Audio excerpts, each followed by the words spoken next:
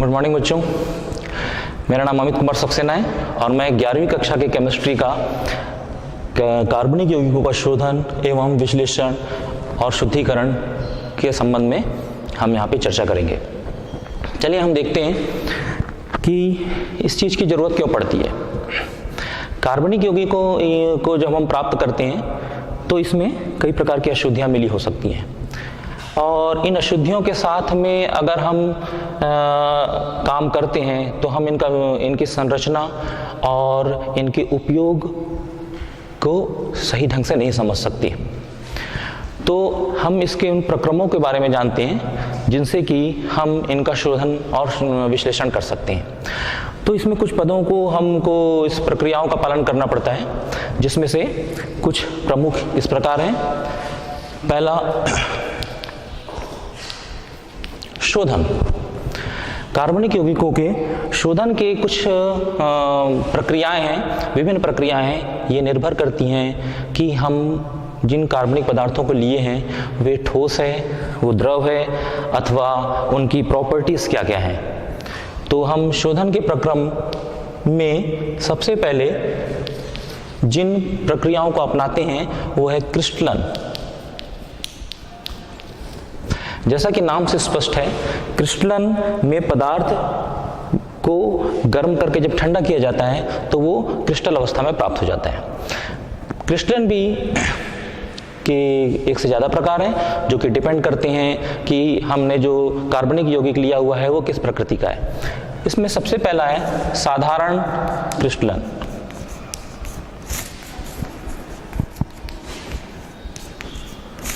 साधारण क्रिस्टलन में ऐसे कार्बनिक यौगिकों को हम शुद्ध करते हैं, प्राप्त करते हैं जो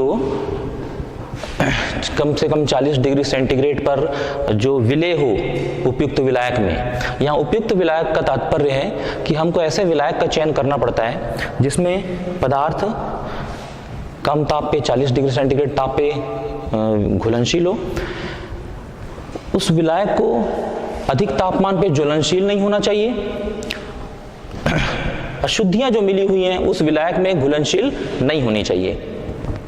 साधारण क्रिस्टलन में हम पदार्थ को जो हम कार्बनिक यौगिक मिला हुआ है हमें, उस कार्बनिक यौगिक का जो मिश्रण है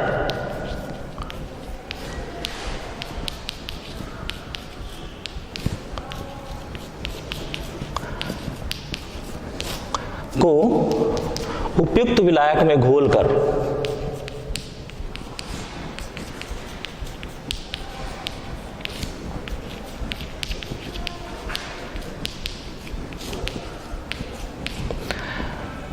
चालीस डिग्री सेंटीग्रेड तापमान में विलेय करके ठंडा किया जाता है। ऐसी स्थिति में जो शुद्ध पदार्थ है उसे क्रिस्टलन हो जाता है और उसमें जो अशुद्धियां मिली हुई हैं वे उसी द्रव में रह जाती हैं। उदाहरण के लिए हम नमक और शक्कर का विलयन लेते हैं। नमक और शक्कर के मिश्रण के लिए हम यदि मान लीजिए जल ले लेते हैं तो जल में तो दोनों ही विलेय हैं, इसलिए जल के द्वारा नमक और शक्कर के मिश्रण को पृथक नहीं किया जा सकता। परंतु यदि नमक और शक्कर के विलयन को अल्कोहल विलायक के रूप में लेकर हम शुद्धिकरण करना चाहें, शोधन करना चाहें, तो हम ये पाएंगे कि नमक तो अल्कोहल में घुलनशील नहीं होता, परंतु शक्कर अल्कोहल में घुलनशील हो जाता है। इस प्रकार जब अल्कोहल शक्कर को घोल लेता है तो नमक का ठोस अवस्था में वहीं रह जाता है और जब हम उसको 40 डिग्री तक गर्म करने के पश्चात ठंडा करते हैं तो हमें शक्कर के क्रिस्टल उसमें से प्राप्त हो जाते हैं। इस प्रकार नमक और शक्कर को हम आसानी से पृथक कर सकते हैं। तो साधारण क्रिस्टल में हम ऐसे कार्बनिक यौगिक का शोधन कर रहे हैं जिसमें कि जो एक उस मिश्रण में से एक अवयव किसी विलायक में घुलनशील है और दूसरा घुलनशील नहीं है। दूसरा प्रकार है प्रभाजी क्रिस्टलन।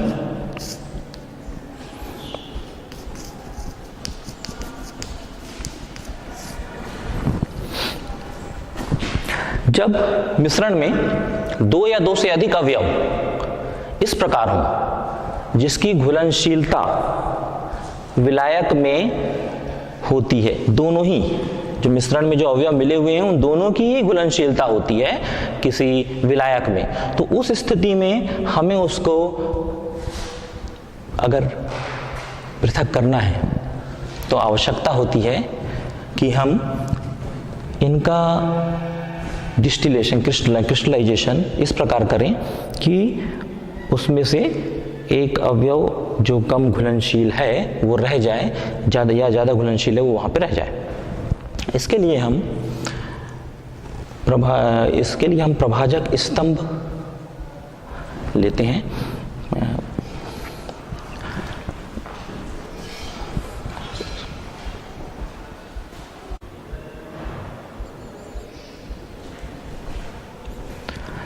प्रभाजी क्रिस्टल में हम ऐसे पदार्थों को पृथक करते हैं जिनकी विलेयता विलायक में समान रूप से रहती है, उसमें थोड़ा अंतर रहता है।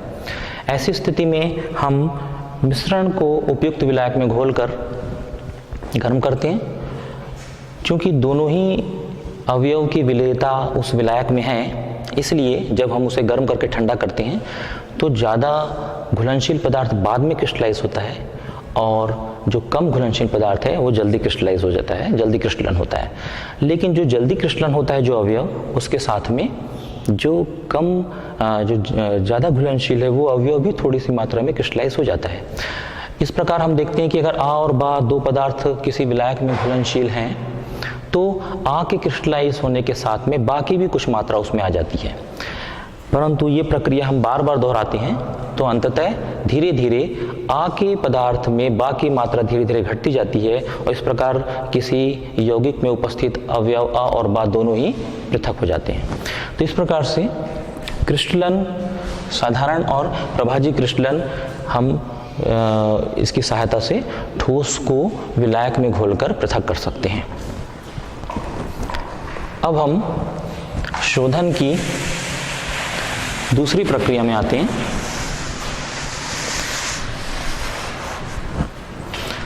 ये प्रक्रिया है ऊर्ध्वपातन।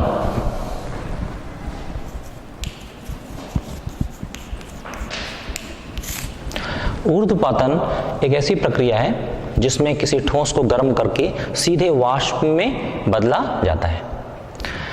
ऐसी प्रक्रिया कपूर, नैफ्थलीन जैसे ठोस पदार्थों के साथ अपनाई जाती है, जिसमें पदार्थ में अगर कोई अशुद्धि मिली होती है और उसमें ऊर्ध्वपातन का गुण तो है नहीं, क्योंकि ऊर्ध्वपातन गुण शुद्ध कपूर में, नैफ्थलीन में पाया जाता है, तो किसी फ्लास्क में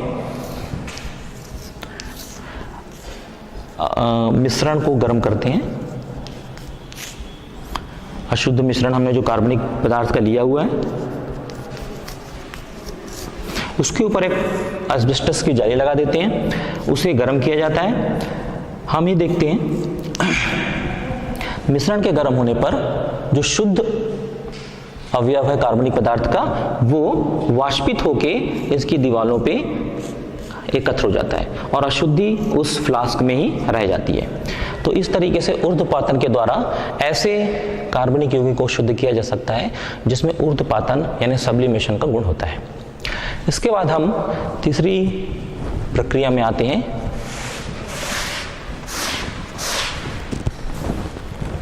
ये है आसवन, डिस्टिलेशन।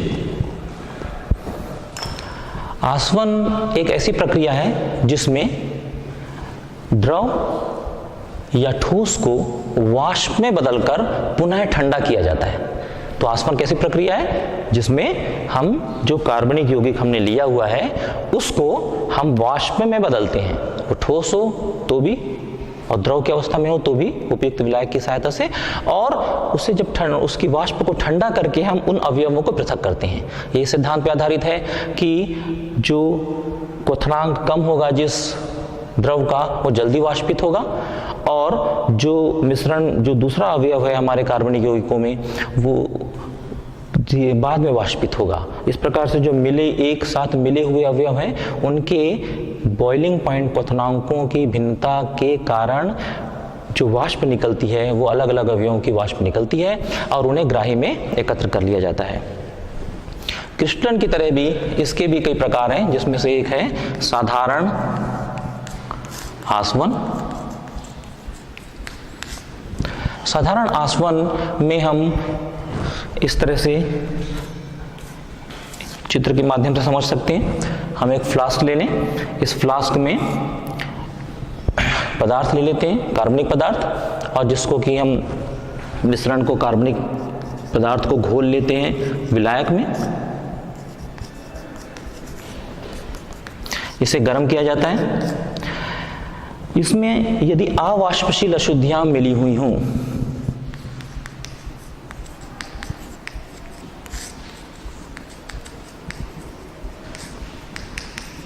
हमने जो यौगिक लिया हुआ है उसमें अवाष्पशील अशुद्धियां मिली हुई हों, तो वह साधारण आसवन द्वारा आसानी से पृथक हो जाती हैं। जब हम इन्हें गर्म करते हैं, इसको क्लैंप में हमने लगाया हुआ है, यहाँ से टेम्परेचर देखने के लिए हम थर्मामीटर लगा देते हैं और यहाँ से जल संघनित्र से होता हुआ एक ग्राही से कनेक्ट कर देते हैं।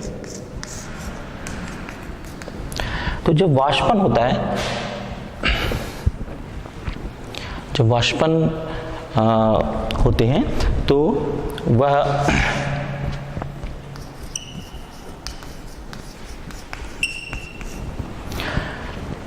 वाष्प जल संघनित्र के द्वारा ठंडी हो जाती है और यहां पर एकत्र हो जाती है।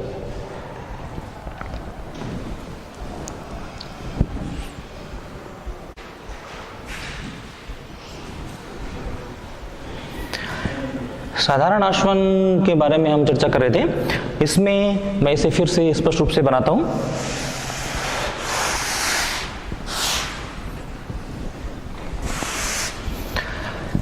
ये क्लैंप है एक। इस क्लैंप में हम फ्लास्क को जोड़ते हैं, राउंड बॉटम फ्लास्क। इस फ्लास्क में जिस अवयव को पृथक करना है, कार्बनिक यौगिकों को पृथक करना है, उनके अवयवों को पृथक करना है, उस मिश्रण को हम लेते हैं।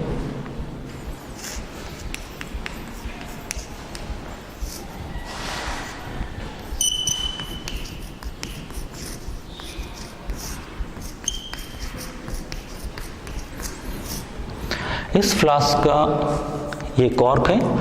यहां से हम इसे एक जल संघनित्र के द्वारा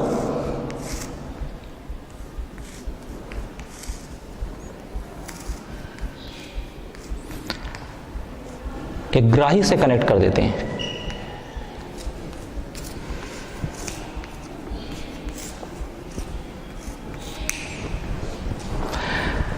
जिस कार्बनिक यौगिकों को जब हम गर्म करते हैं तो इसमें जो पदार्थ की एक निश्चित तापमान पे, क्वथनांक पे पहुंचने के पश्चात वो द्रव वाष्पित होता है और उसकी वाष्प ऊपर उड़कर इस जल संघनित्र से होते हुए ग्राही में एकत्र हो जाती है। चूंकि अशुद्धियां अवाष्पशील हैं तो वह फ्लास्क में रह जाती हैं और इस प्रकार साधारण आसवन के द्वारा हम वाष्पन की प्रक्रिया के द्वारा आसवन करके यौगिकों अवयवों को पृथक कर सकते हैं। साधारण आसवन के बाद में यदि स्थिति ऐसी बने जिसमें ऐसे अवयव मिश्रित हों जिनके क्वथनांक में कम अंतराल हो, तो ऐसी स्थिति में क्या दिक्कत आएगी कि जब वाष्पन होगा एक अवयव का तो उसके साथ साथ दूसरा द्रव भी वाष्पित होने लगेगा और ग्राही में वह भी आ सकता है। तो ऐसी स्थिति में इन द्रवों को, मिश्रण को पृथक करने के लिए हम प्रभाजी आसवन का सहारा लेते हैं। तो हम उसमें अब देखते हैं प्रभाजी आसवन।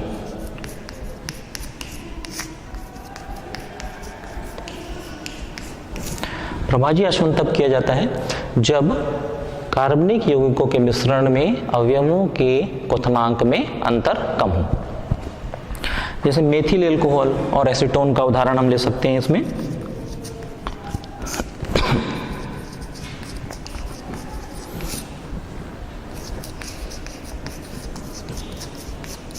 मेथिल एल्कोहल का 65 डिग्री बॉइलिंग पॉइंट और इसका 56 डिग्री बॉइलिंग पॉइंट होता है। इनके बीच में जो डिफरेंस है वो काफ़ी कम है। तो ऐसी स्थिति में हम इस प्रकार की प्रक्रिया का उपयोग करते हैं। मैं यहाँ चित्र के द्वारा आपको समझाता हूँ।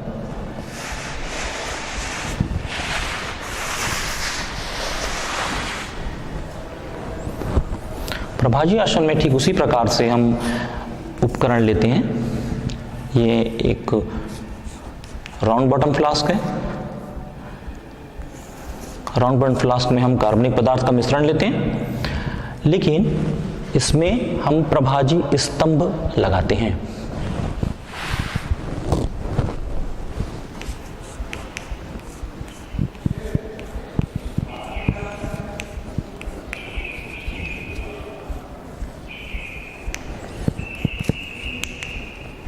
और यहाँ से हम उसे संघनित्र के द्वारा कनेक्ट करते हैं, जिससे द्रव वाष्पित होकर ग्राही में एकत्र होता है।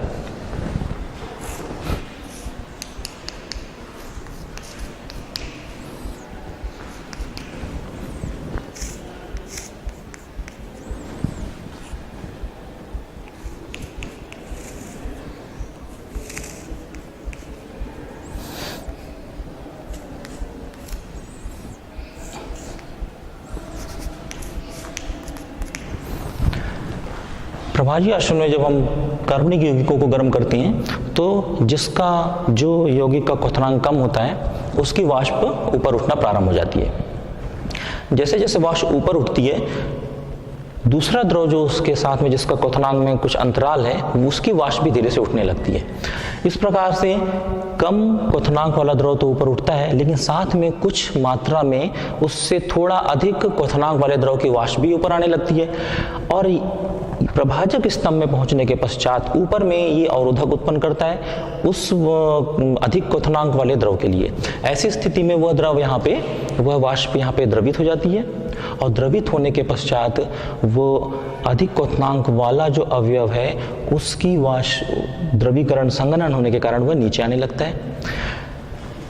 चूंकि ये लगातार गर्म हो रहा है और यहाँ से जो वाष्पन की क्रिया लगातार चल रही है, और अधिक क्वथनांक वाला द्रव जब इसके साथ में लगातार आते रहता है तो ऊपर से नीचे आने वाला जो द्रव की बूंद है वो उसके तापमान को कम करके नीचे ले आती है। और इस प्रक्रिया में सिर्फ कम क्वथनांक वाला द्रव ही पृथक होने लगता है। जैसे ये प्रक्रिया पूरी होती है, हम ग्राही को हटा देते हैं और इससे अधिक क्वथनांक वाला द्रव को वाष्पन करने लगते हैं। प्रभाजक स्तंभ की आवश्यकता हमें उस वक्त पड़ती है जब इनके बीच में करीब 10 डिग्री सेंटीग्रेड, क्वथनांकों के बीच में 10 डिग्री सेंटीग्रेड का अंतर होता है। यदि 10 डिग्री सेंटीग्रेड से ज़्यादा भी अगर अंतर है, और थोड़ा सा बहुत ज़्यादा अंतर होने पे तो हम साधारण आसमान का प्रयोग करते हैं, लेकिन अगर कम अंतर है तो हम प्रभाजक स्तंभ के स्थान पे हम ऐसी प्रक्रिया अपनाते हैं जिसमें कि तापमान बदल बदल कर हम द्रवों को पृथक कर सकें। पहले कम क्वथनांक वाला द्रव पृथक होता है, इसके बाद तापमान को बढ़ा देते हैं तो उसके बाद जो अवयव है उसका वाष्पन होता है, और ग्राही को हटाकर अपन बदल बदल कर द्रवों को एकत्र कर लेते हैं। प्रभाजी आसवन के पश्चात हम तीसरी एक प्रक्रिया अपनाते हैं,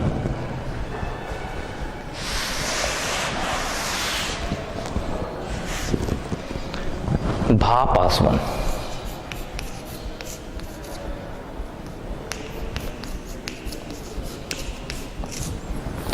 भाप आसवन की प्रक्रिया हम उस स्थिति में अपनाते हैं जब जो मिश्रण, कार्बनिक यौगिकों का मिश्रण हमने लिया है वह किसी वाष्प के साथ में अलग होने का उसमें गुण हो। कई बार गर्म करने पर कार्बनिक यौगिक विघटित हो सकते हैं, तो ऐसी स्थिति में हम भाप आसवन का प्रयोग करते हैं। भाप आसवन के लिए एक और इसी एपरेटस में हम एक भाप उत्पादक फ्लास्क जोड़ते हैं।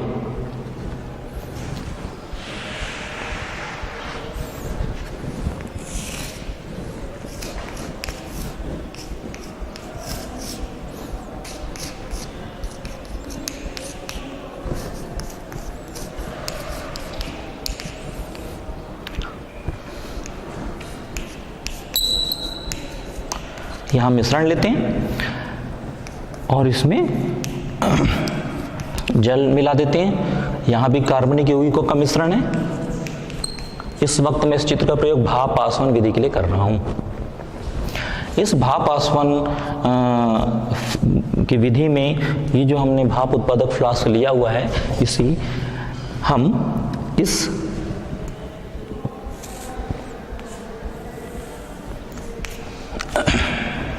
राउंड बॉटम फ्लास्क से जोड़ देते हैं। जब भाप उत्पादक फ्लास्क से भाप जब इसमें मिश्रण में प्रवेश करती है, 90 डिग्री सेंटीग्रेड गर्म करने के पश्चात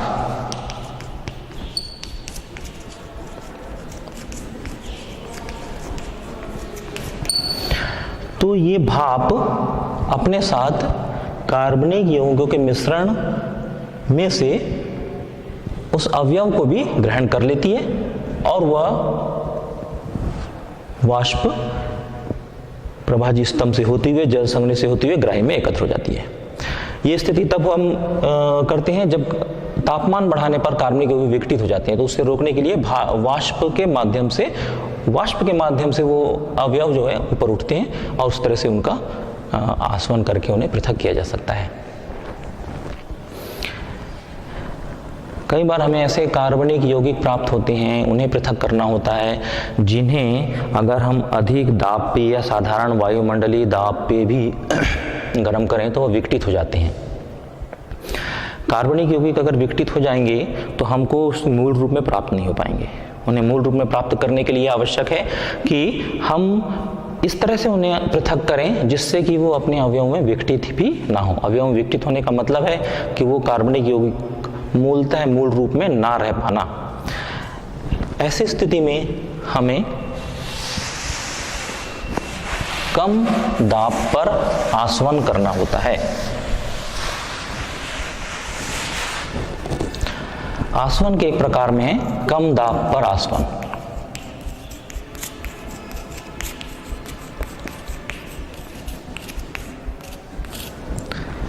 कम दाब पे अगर हम किसी द्रव को, मिश्रण को गर्म करते हैं तो उस द्रव का कार्बनिक यौगिकों का बॉइलिंग पॉइंट कम हो जाता है, अर्थात वह कम तापमान में ही उबलने लगता है, बॉइल होने लगता है, उसका वाष्पन होने लगता है। क्वथनांक का तात्पर्य क्या होता है? क्वथनांक का मतलब यह होता है कि हम जिस द्रव को गर्म करते हैं उसका वाष्प दाब वायुमंडलीय वाष्प दाब के बराबर हो जाए। तो कम ताप पर ही वो स्थिति हम प्राप्त कर लेते हैं जो अधिक तापमान में अगर हम प्राप्त करें तो वो अवयव विघटित हो सकता है। इस प्रक्रिया के लिए हम ठीक उसी प्रकार का उपकरण का प्रयोग करते हैं, परंतु हम ग्राही में एक सक्शन पंप लगा देते हैं, निर्वात पंप लगा देते हैं। अर्थात हमने जो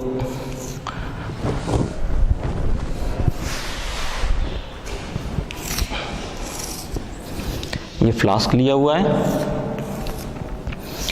आप देख रहे होंगे सभी जगह लगभग प्रक्रिया एक जैसी है। यहाँ हम गर्म कर रहे हैं, यहाँ हमने इस फ्लास्क में हमने कार्बनिक मिश्रण लिया हुआ है जिसमें एक से अधिक यौगिक, उस कार्बनिक यौगिकों में एक से अधिक अवयव मिले हुए हैं। हम इसको कॉर्क द्वारा बंद कर देते हैं, यहाँ से हम कनेक्शन करते हैं, इसमें संघनित्र के द्वारा जोड़ देते हैं। इस संघनित्र से होती हुए हम ग्राही में इकट्ठा करते हैं द्रव को जहां हमें प्राप्त करना है, लेकिन कम दाब की स्थिति उत्पन्न करने के लिए हमें इसमें से एक सक्शन पंप, एक निर्वात पंप लगाना पड़ता है। इस निर्वात पंप के माध्यम से जब हम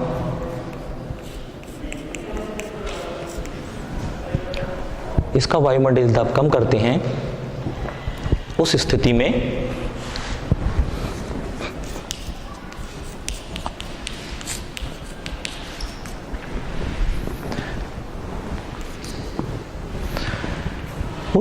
इस पूरे उपकरण का दाब कम हो जाता है। कम दाब की स्थिति में कम तापमान में ये बॉइल होने लगता है, इसका क्वथनांक कम हो जाता है और बिना विघटित हुए कार्बनिक यौगिक वाष्पित होने लगता है और वह ग्राही में एकत्र किया जा सकता है। तो कम दाब पर आसवन के माध्यम से हम द्रवों को अलग कर सकते हैं। तो अभी तक जो हम देख रहे थे कि हमने शोधन के लिए जो प्रक्रियाएं अपनाई, उसमें कौन कौन सी प्रक्रियाएं अपनाई हमने। इसमें सबसे पहले हमने क्रिस्टलन किया। क्रिस्टलन साधारण क्रिस्टलन होता है, प्रभाजी क्रिस्टलन होता है। इसके बाद हम आसवन उसके बाद हमने ऊर्ध्वपातन की प्रक्रिया अपना सकते हैं। ऊर्ध्वपातन के पश्चात आसवन। आसवन में हम द्रव को वाष्प में बदलकर पृथक करने की क्रिया करते हैं। और हम यहाँ पे देख रहे हैं कि आसवन कई प्रकार के हो सकते हैं। वो डिपेंड करता है कि हमें जो कार्बनिक यौगिक मिला हुआ है उसमें कैसी क्वालिटीज़ हैं, किस तरह से हम उसको पृथक कर सकते हैं, क्योंकि एक ही प्रक्रिया सभी कार्बनिक यौगिकों के लिए नहीं अपनाई जा सकती। तो एक तो साधारण आसवन था। इसके पश्चात यदि उन द्रवों में क्वथनांकों में कम अंतराल है तो हम प्रभाजी आसवन करते हैं। जब हम देखते हैं कि भाप के माध्यम से द्रव के उस अवयवों को अलग किया जा सकता है तो भाप आसवन किया जाता है। कई बार कुछ द्रव ऐसे होते हैं जो अधिक तापमान पे विघटित हो सकते हैं, तो उनको बॉईल करना होता है कम तापमान पे। ऐसी स्थिति में कम दाब पे आसवन की प्रक्रिया अपनाई जाती है। इसके पश्चात अपन एक बिंदु शोधन में ले लेते हैं, जो है विलायक द्वारा निष्कर्षण।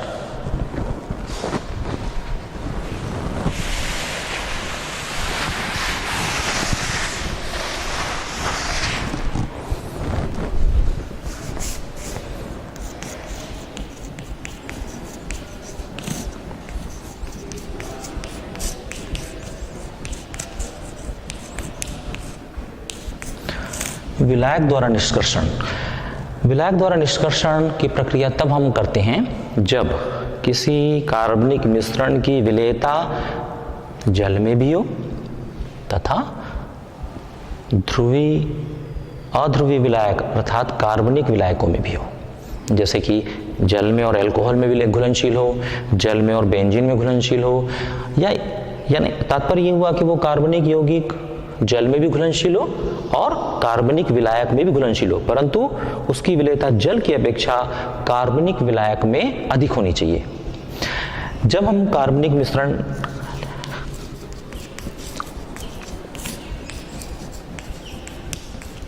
जिसकी विलेयता जल में भी है और कार्बनिक विलायक में भी है, परंतु कार्बनिक विलायक में जल की अपेक्षा अधिक है, इसे विलायक में घोलते हैं। विलायक में कौन कौन है? जल भी है और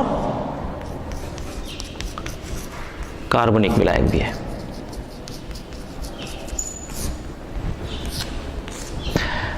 जब हम उसको शेक करते हैं तो मिश्रण कार्बनिक विलायक में भी घुलनशील है, जल में भी है, परंतु हमने जैसा कहा कि कार्बनिक विलायक में वो ज्यादा घुलनशील है, तो वह कार्बनिक मिश्रण में से कार्बनिक विलायक में उस पदार्थ की मात्रा ज़्यादा मात्रा में आ जाती है और जल में अपेक्षाकृत कम आ जाती है। मैं यहाँ पे एक बात कहना चाहूँगा कि मिश्रण में जो हमने अवयव लिया हुआ है, मान लीजिए वो ए और बी है, तो उसमें से एक पदार्थ की विलेयता कार्बनिक विलायक में ज़्यादा हो और दूसरे की कार्बनिक विलायक में कम हो। ऐसी स्थिति में मान लीजिए ए जल में ही घुलनशील रह जाएगा अधिक मात्रा में, परंतु कार्बनिक विलायक में बी की मात्रा ज़्यादा आएगी और ए की मात्रा कुछ ए जल में घुलनशील रहेगा और बी जो है वो कार्बनिक विलायक में।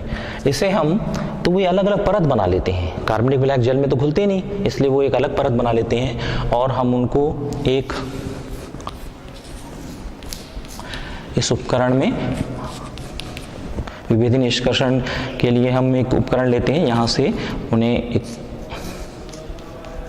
टोटी लगी हुई होती है। जब हम उसे इसमें घोलते हैं तो हम स्पष्ट रूप से दो लेयर देखते हैं। एक कार्बनिक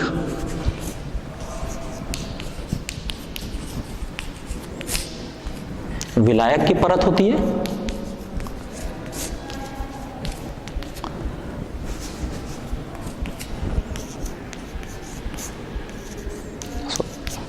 एक कार्बनिक विलायक की परत होती है और दूसरा जल में बनी परत होती है।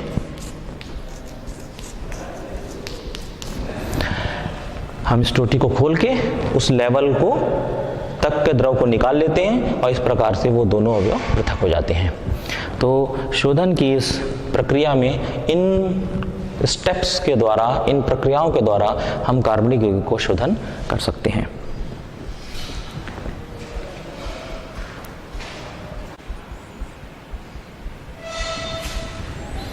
कार्बनिक मिश्रणों के पृथक्करण की जो विधि हमने देखी उसमें एक आधुनिक विधि है जिसे हम क्रोमेटोग्राफी कहते हैं। तो अब हम कुछ बातें क्रोमेटोग्राफी के विषय में समझते हैं।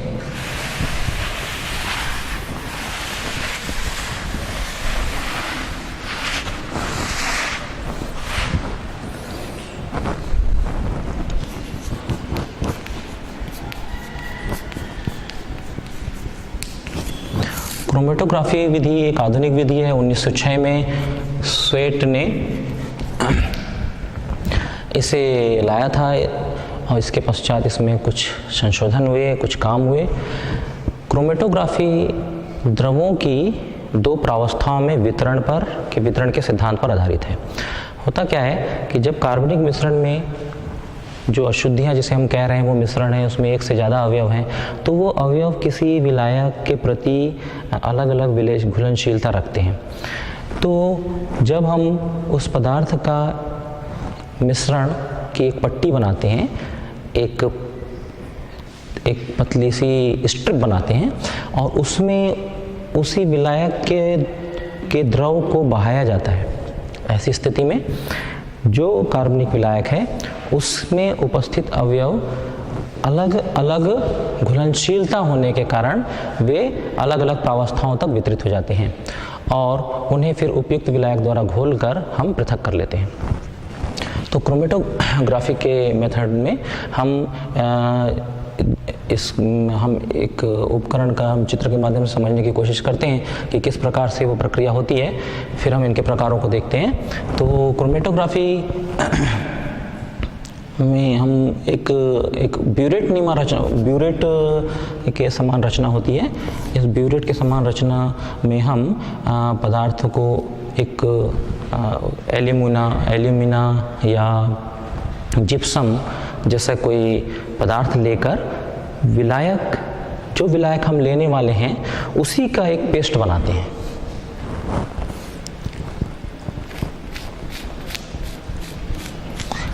मिश्रण का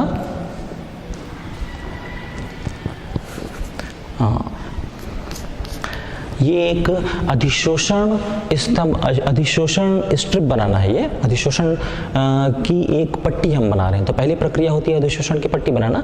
तो इसमें हम ध्यान रखते हैं हम जो लेप लगा रहे हैं वो जिस विलायक का इस्तेमाल हम उस कार्बनिक यौगिकों को घोलने में करने वाले हैं उसी का जिप्सम या एल्यूमिना के द्वारा एक पेस्ट बनाते हैं। उस पेस्ट को इस पे लगा दिया जाता है। इसके पश्चात इसमें ऊपर से हम जो पदार्थ है कार्बनिक पदार्थ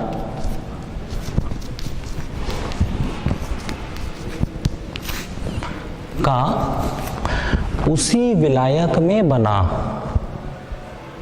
विलयन लेते हैं और उसमें यहां से गिरने देते हैं।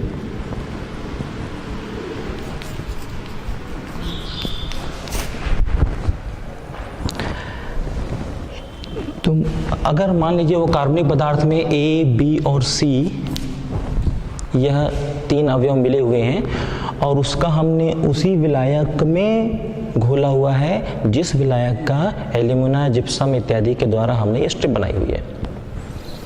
ये प्रक्रिया हुई अधिशोषण स्तंभ बनाना, अधिशोषण की स्ट्रिप बनाना। इसके पश्चात अधिशोषण का प्रक्रम होता है। अधिशोषण प्रक्रम में हम ऊपर एक कीप से उस द्रव को गिराते हैं। कौन सा द्रव है ये? कार्बनिक यौगिक का उसी विलायक में बना विलयन जिससे हमने इस स्ट्रिप को बनाया हुआ है, इस परत को बनाया हुआ है, अधिशोषण परत को बनाया हुआ है। जो ए, बी और सी मान लीजिए ये जो अवयव हैं किसी कार्बनिक यौगिक के, वो इस अधिशोषक स्तंभ में आगे बढ़ते हैं और जो जल्दी अधिशोषित होने वाला अवयव होता है वह एक पहले ही उस स्ट्रिप के शुरुआत में ही अधिशोषित हो जाता है।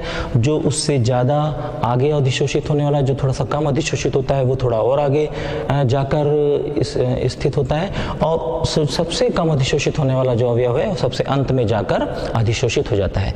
तो इस प्रकार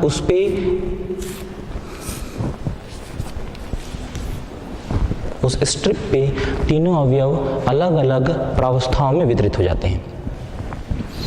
हम जो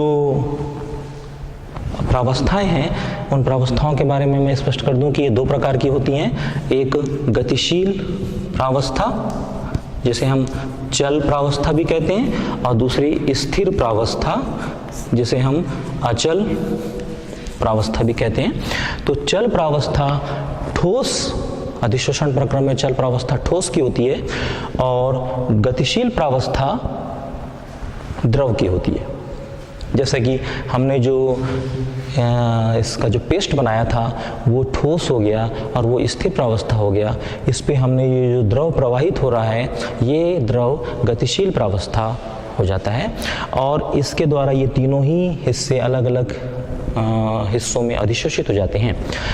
इस प्रक्रिया के पश्चात इसमें एक उपयुक्त वाहक द्रव बहाया जाता है। ये वाहक द्रव इस ए, बी और सी के पार्ट को अलग अलग कर देता है और उन्हें फिर उपयुक्त प्रक्रिया के द्वारा पृथक कर लिया जाता है। क्रोमेटोग्राफी की इस प्रक्रिया के दो प्रकार होते हैं।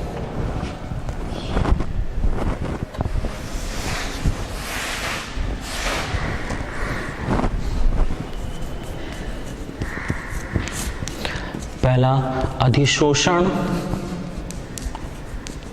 क्रोमेटोग्राफी,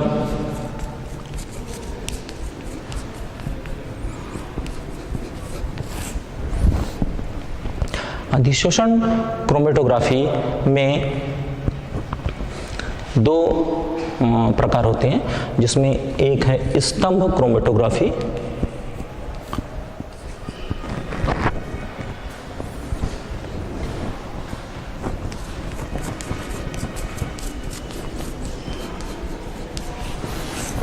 और दूसरा गैस ठोस क्रोमेटोग्राफी।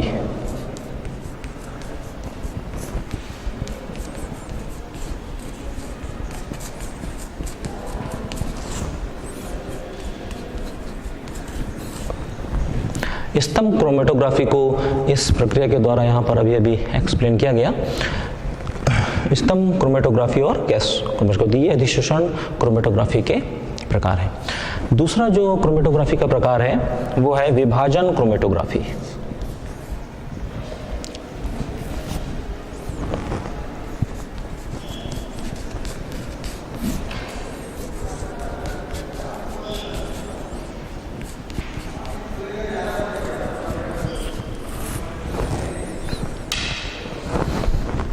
विभाजन chromatography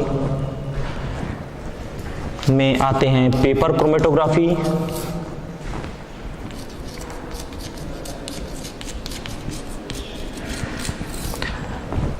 thin layer chromatography TLC एवं गैस द्रव क्रोमेटोग्राफी।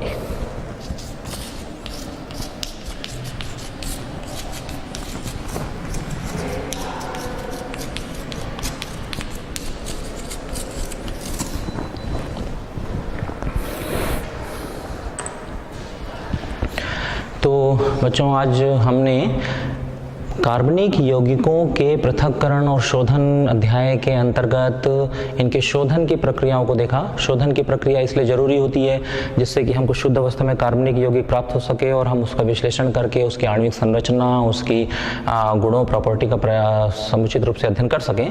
तो इसके अंतर्गत हमने शोधन को लिया, शोधन की प्रक्रियाओं को लिया। शोधन में हमने ये देखा कि हम ये शोधन क्रिस्टलन के द्वारा कर सकते हैं, जो कि साधारण क्रिस्टलन और प्रभाजी क्रिस्टलन के माध्यम से किया जा सकता है। उसके पश्चात हमने इस प्रक्रिया में ऊर्ध्वपातन की प्रक्रिया देखी, ऐसे यौगिक जिनको सीधे ठोस से गैस में कन्वर्ट किया जा सकता है, उस प्रक्रियाओं के द्वारा पृथक्करण करना।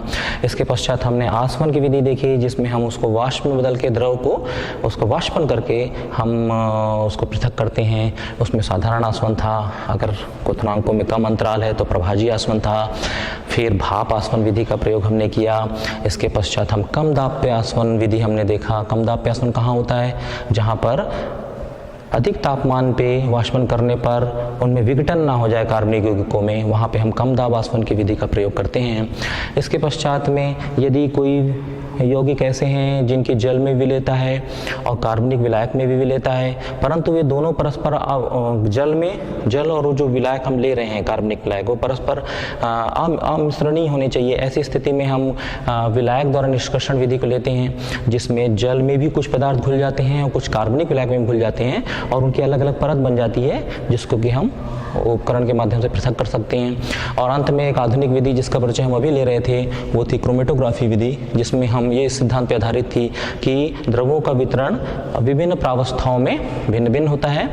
ऐसे में हम एक अधिशोषण स्तंभ में एक लेयर, एक एल्यूमिना या जिप्सम की विलायक, उपयुक्त विलायक में बने एक लेयर लेते हैं और उसी विलायक में उस पदार्थ को घोलकर उसे ड्रॉप बाय ड्रॉप गिराया जाए तो वो अलग अलग प्रावस्थाओं में वितरित हो जाता है। फिर एक इल्यूएंट, एक द्रव को बहाया जाता है जिसके माध्यम से वो पदार्थ अलग अलग हिस्सों में वो उनके साथ में घुलनशील हो जाते हैं, वितरित हो जाते हैं।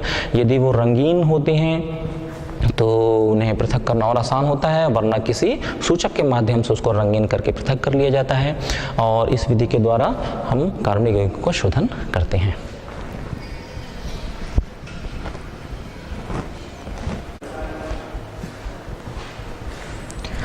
तो बच्चों, अभी तक हमने जो देखा उसके पश्चात हम अगली क्लास में शोधन के पश्चात वाली प्रक्रियाओं को देखेंगे, जिसके अंतर्गत हम गुणात्मक विश्लेषण देखने वाले हैं। गुणात्मक विश्लेषण के अंतर्गत उसमें कौन कौन से तत्व होते हैं, उनका परीक्षण कैसे कर सकते हैं, इसे हम देखेंगे। धन्यवाद।